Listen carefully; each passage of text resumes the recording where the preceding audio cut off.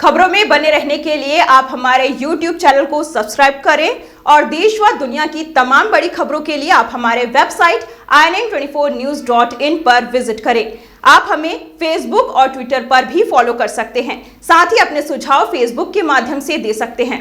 22 जनवरी से 31 जनवरी तक जमाते इस्लामी द्वारा राज्यव्यापी अभियान किया गया, जिसमें अंधकार से प्रकाश की ओर इस विषय को लेकर अभियान चलाया गया।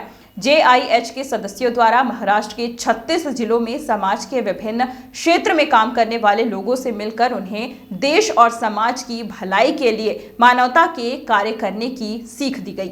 इसी के तहत अकोला जिले में भी सदस्यों द्वारा समाज के विभिन्न घटक में पहुंचकर अंधेरे से निकलकर प्रकाश की ओर आने का न्योता दिया। अंधेरा क्या है, इस विषय को लेकर जानकारी देते हुए पत्रकार परिषद में प्राध्यापक तौफिक असलम खान ने कहा कि जीवन का उद्देश्य क्या है, इसे जानना यही प्रकाश है।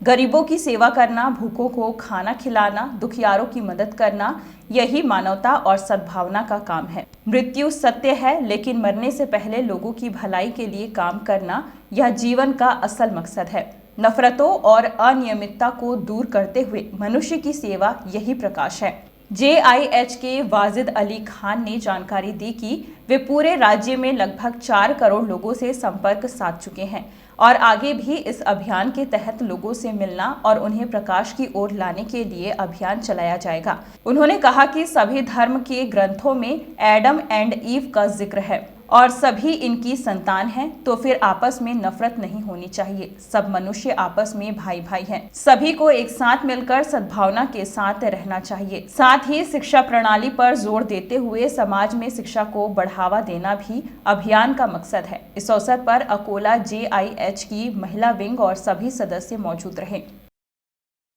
जैसा कि आप जानते हैं कि जमात इस्लामी हिंद हल्का महाराष्ट्र ने मौजूदा मायूस कुन हालात में एक तारीख साज मुहिम अंधेरे से उजाले की तरफ मनाई है।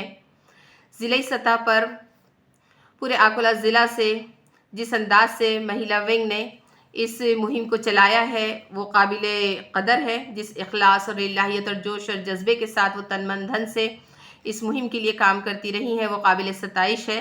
अल्हम्दुलिल्लाह इसके तहत मुख्तलिफ़ एक्टिविटीज़ अंजाम दी गई हैं।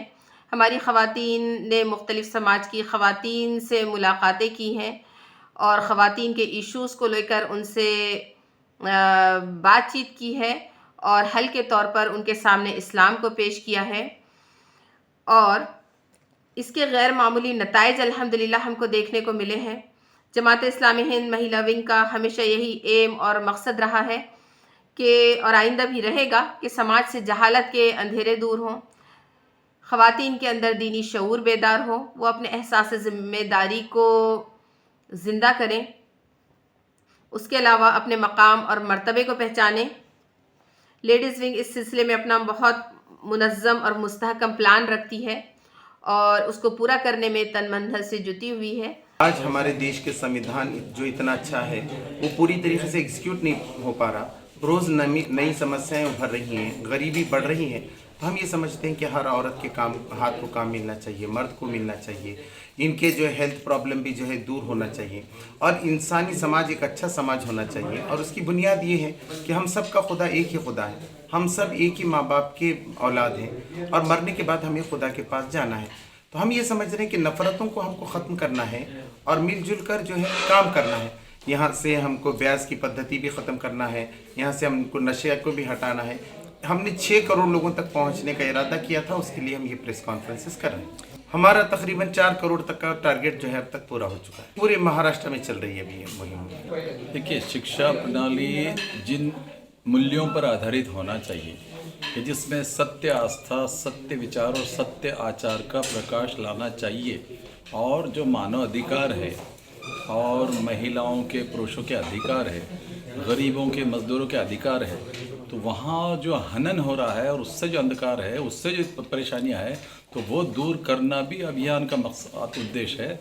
और इसके लिए भी जमात इस्लामी वो जो सारे मूलभूत तत्व है पवित्र कुरान में मानव जाति के लिए और मोहम्मद पैगंबर सल्लल्लाहु अलैहि वसल्लम ने जो प्रात्यक्षिक मार्गदर्शन दिया है, तो वो सब पहुँचा रहा है कि ताकि सबके साथ न्याय हो सके।